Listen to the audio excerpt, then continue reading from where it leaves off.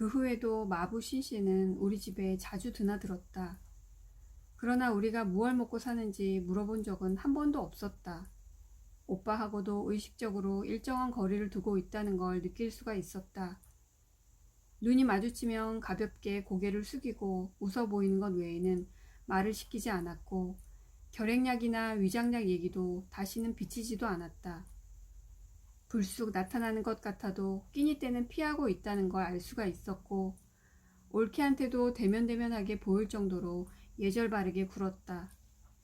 고향의 누님 어쩌고 하는 소리는 깨끗이 잊은 듯 했다.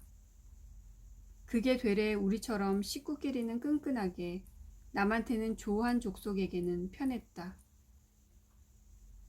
그런데도 신씨가 우리 집에 드나드는 게 피차 부담이 안 되고 자연스러워 보였던 것은 그가 찬이를 귀여워하고 찬이가 그를 따르는 것이 유별났기 때문이었다. 엄마도 신씨가 아마 집에 찬이 또래의 아들을 두고 있을 거라면서 측은하게 여기는 것 같았다. 나도 처음에는 그가 우리 집에 불쑥불쑥 나타나는 게 싫었지만 찬이하고 놀아주는 것 외에 딴 목적이 없다는 게 확실해지자 인민위원회 사무실에서 마주칠 때와는 다른 친밀감을 느꼈다. 가끔 이런 꿈을 꿀 적도 있었다. 그가 야밤에 양곡을 수송하다가 쌀 한 가마를 몰래 빼돌려가지고 우리 집 대문간에 떨구고 가지는 않을까 하는.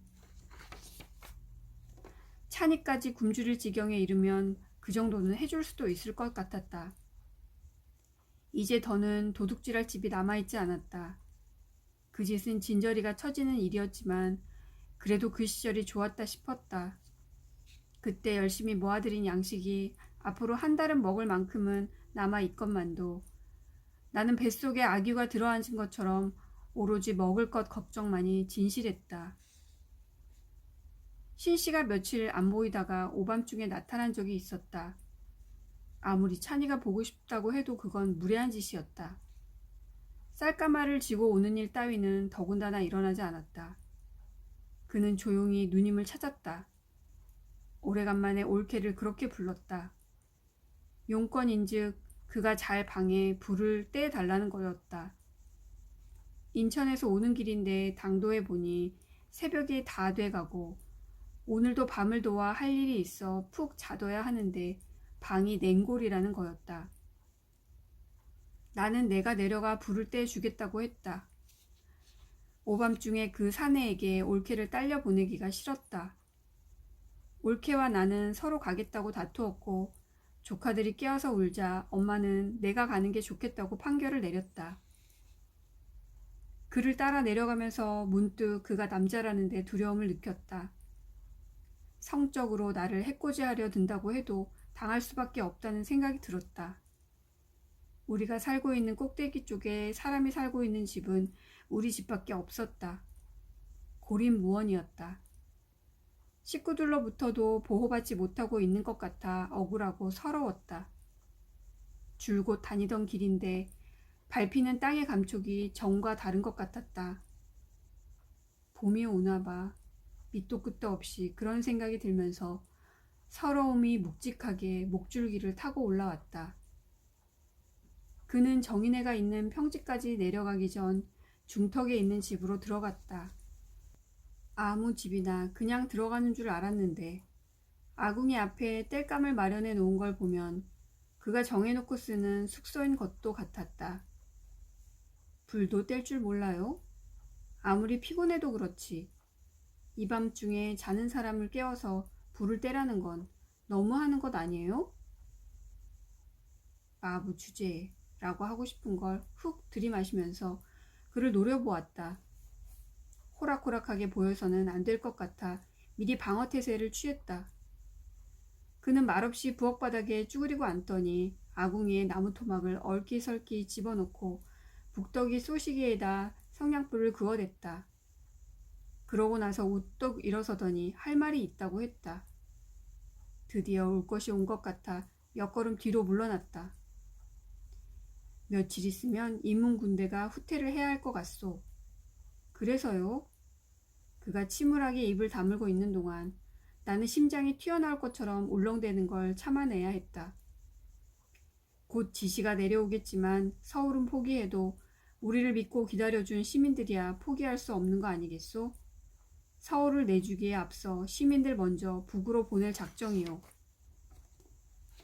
강제로라도 말인가요? 강제가 아니라 우리로서는 의무요. 할 말이라는 게 그건가요? 곧 동인민위원회를 통해 지시가 내려올 것이요. 동무도 바빠지리다.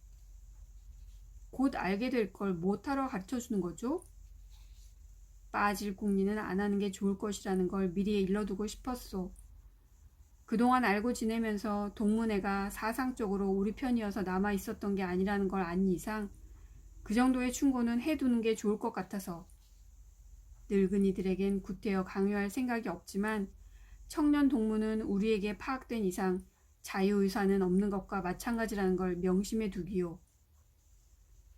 우리 사정 뻔히 아시잖아요. 늙은이보다 더 쓸모없는 게 병자 아닌가요? 데려갈 수 있도록 최대한의 편의를 제공해 보겠소. 마차라도 내주겠다는 건가요?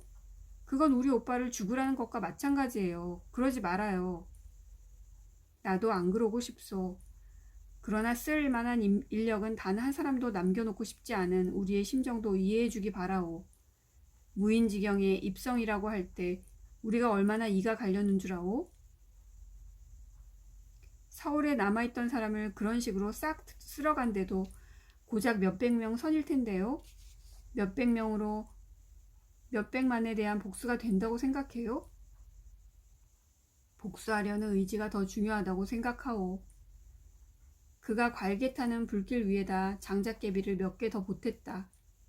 복수의 의지와는 무관해 배는 우울한 표정 위로 명암이 너울대며 엇갈렸다. 그가 늘어지게 하품을 하는 것을 기화로 한숨 잘하는 인사를 남겨놓고 그 집을 빠져나왔다. 내려올 때보다 한결 주위가 희끄무레했다. 올케가 자지 않고 있다가 아무 일 없었냐고 다그쳤다. 일은 무슨 일이요? 이렇게 심상이 넘어가려다 말고 편히 자고 있는 엄마가 갑자기 미운 생각이 났다. 그럴 수는 없는 일이었다. 나는 엄마를 마구 흔들어 깨웠다. 엄마! 엄마! 이래도 되는 거예요? 어쩜 이러실 수가 있냔 말이에요. 내가 뭘 어쨌다고. 엄마는 하품을 씹으며 어눌하게 물었다. 아까 말이에요. 이 무법천지 한밤중에 그따위 어디서 뭐 해먹다 왔을지 모를 마분지 말뼈다귀인지한테 딸을 내주고도 쿨쿨 잠이 와요. 그 자식이 언니를 데려가려고 할 때 내가 나선 건 애들 때문만이 아니었다고요. 행여 그 자식한테 무슨 짓을 당할까봐 언니를 보호할 생각이 나더라고요. 시집 안 간 처녀도 그런 생각을 하는데 엄마는 뭐예요? 제가 언니 대신 나섰으면 다음엔 엄마가 제 대신 나서야 하는 거 아니었나요? 늙은이 좋다는 게 뭐예요? 나는 씩씩거리며 한바탕 퍼부었다. 생각할수록 분했다. 너 정말 무슨 일을 당한 건 아니겠지? 그제야 엄마가 겁먹은 얼굴로 물었다. 당하기 무슨 일을 당해요? 그래, 그럴 줄 알았어. 그러니까 걱정도 안 한 게야. 나도 그 사람이 인민군이 아니고 국군이나 미군이었으면 너 안 내놨다. 내가 대신 갔지. 엄마는 마치 사이비 종교의 신도처럼 우매하고 확신에 찬 표정으로 그렇게 말하고는 그만이었다. 엄마는 가끔 이렇게 공산당보다도 더 공산당을 믿는 소리를 해서 사람을 헷갈리게 만들었다. 기가 차서 앞으로 닥칠 일에 어떻게 대처할 것인가 의논할 기력도 없어져 버렸다. 이런 엄마와 말을 더듬는 것밖에는 자기 방어 능력이 없는 오빠와 연년생 어린 것들과 또 한 번 세상이 바뀌는 고비를 넘겨야 하는 것이다. 아무도 안 다치고. 그날 밤 마부신 씨가 일러준 대로 조만간 작전상 후퇴를 할지 모르니 북으로 피난 갈 수 있는 인원을 파악해 놓으라는 지시가 기어코 내려왔다. 나가도 그만 안 나가도 그만이던 인민위원회가 갑자기 바빠졌다.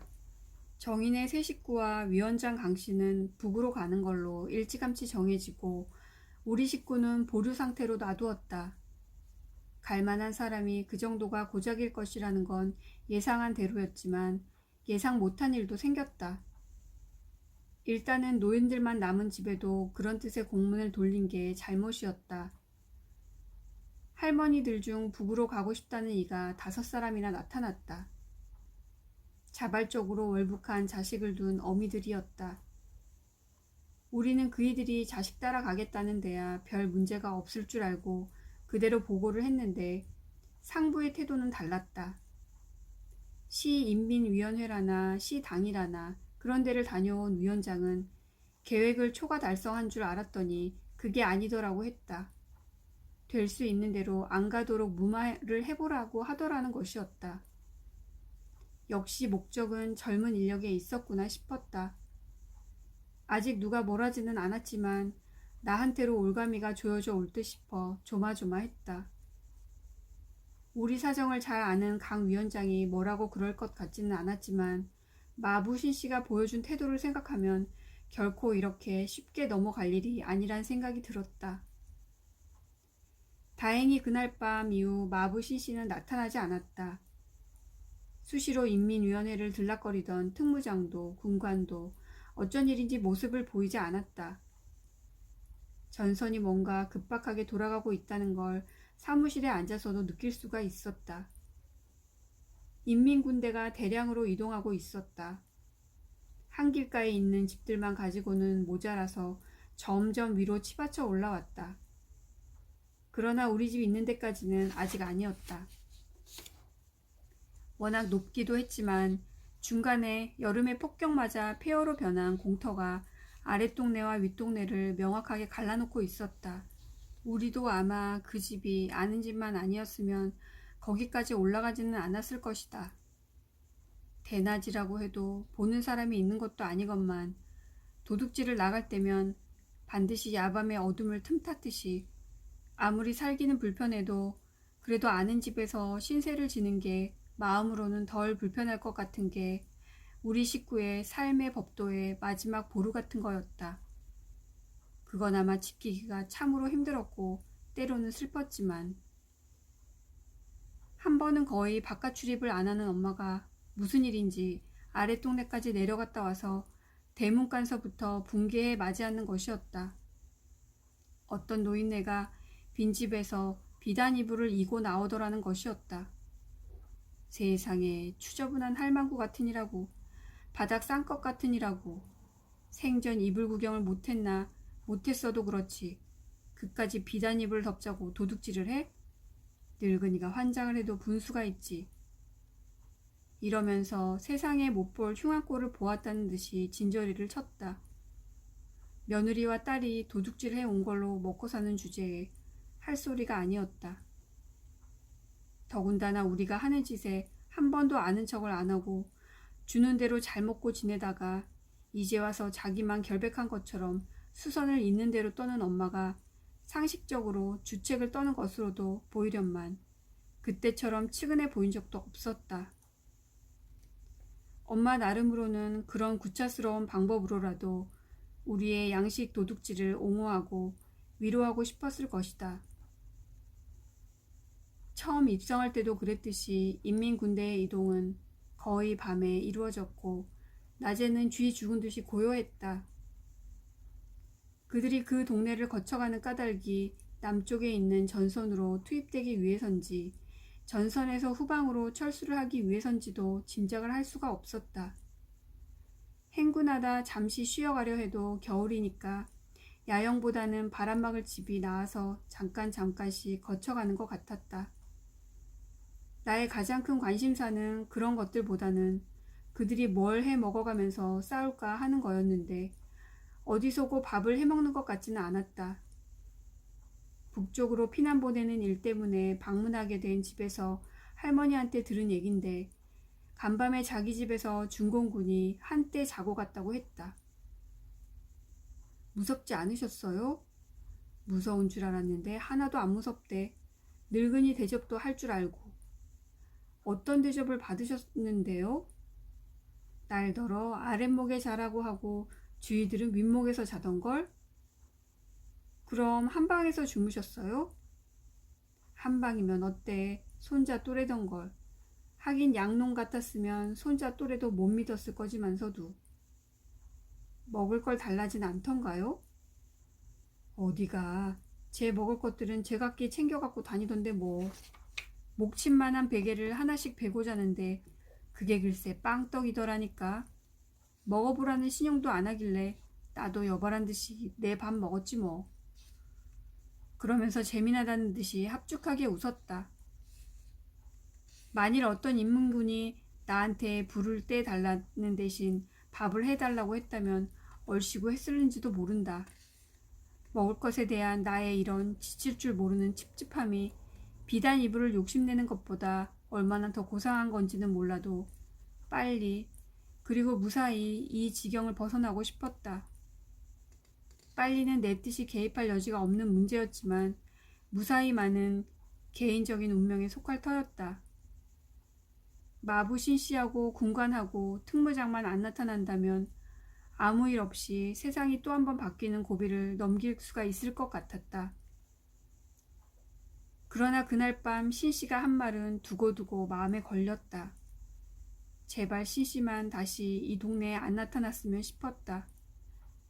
아닌 밤중에 홍두깨 격으로 어디서 겨우 그따위 소리를 하려고 불쑥 나타났던 것도 다시는 기회가 없을 것을 알고 마지막 위협을 해본 것에 불과할지도 모른다고 스스로를 위로했다. 한강 너머에선 우지끈 뚝딱 폭격하는 소리와 여름의 경험으로 한포 사격이 틀림없는 포성이 주야를 가리지 않고 들렸다. 그런 전쟁의 굉음들은 내 안에서 신나는 아우성이 되기도 하고 자글자글 졸아드는 기름가마 같은 조바심이 되기도 했다. 부재하는 일개 마부의 이런 위력에 비하면 북송의 사무적인 일을 담당하고 있을 뿐 아니라 명색이 동인민위원회 위원장을 맡고 있는 강영구의 존재는 아무것도 아니었다. 그도 우리 오빠를 폐병쟁이로 알고 있어서 내 입장에 여간 동정적이지 않았다. 모진 구속이라고는 없어서 남에게 뭘 강요할 위인이 못됐다. 그는 자신의 운명에 대해서도 무책임할 정도로 자기 주장 없이 바람 부는 대로 흘러갈 모양이었다. 그러나 부득부득 북으로 가겠다는 노인을 설득하는 데는 매우 적극적이었다. 한 사람만이 기어코 북으로 가기로 하고 나머지 네 노인은 남아있기로 했다. 가기로 한 노인은 노인이랄 것도 없는 50대 중반의 건강한 부인이었고 월북한 가족도 아들이 아니고 남편이었다. 강 씨는 그 아주머니는 설득을 못한 게 아니라 안 했다고 했다. 그댁 영감님은 남쪽에서 감옥살이까지 한 골수에다 지식인이더라고요.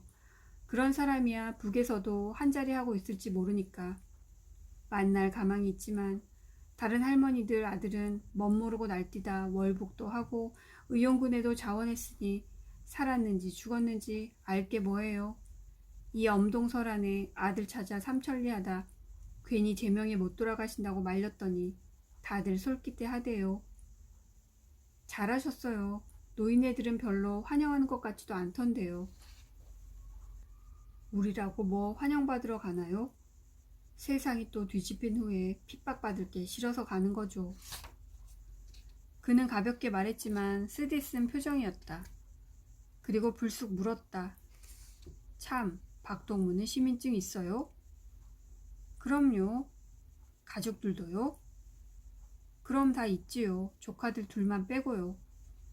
좋겠네요. 그럼 뭐하러 북으로 가겠어요? 나도 시민증만 있으면 안 가고 말고요. 말도 안 돼요. 그까지 시민증 때문에 가기 싫은 걸 간단 말이에요? 없어 보지를 않아서 그까지 시민증이라고 그럴 수 있는 거예요. 나는 대꾸할 말을 잊었다. 우리 식구들이 시민증 받을 때 치른 곤욕을 어찌 잊을까? 여자들도 가진 안이 꽂고 치사한 꼴을 당했거니와 오빠는 또 어떠했던가? 오빠가 비굴해지고 피해망상 증세를 보인 것도 시민증에서 비롯됐다고도 할 수 있었다. 시민증 내줄 백 하나 없냐고 우리를 들들들 볶을 때부터 오빠는 망가지기 시작했다. 여북해야 거주지 놔두고 다니던 직장의 호의에 기대려고 고향군에 가 있으면서 간신히 시민증 대신 도민증을 얻었겠는가. 고향군에만 안 가 있었어도 다리에 관통상을 입지도 않았을 것이다. 시민증이나 도민증 없이는 꼼짝도 할 수 없는 세상이었다. 피난은 더군다나 생각도 할 수 없는 일이었다.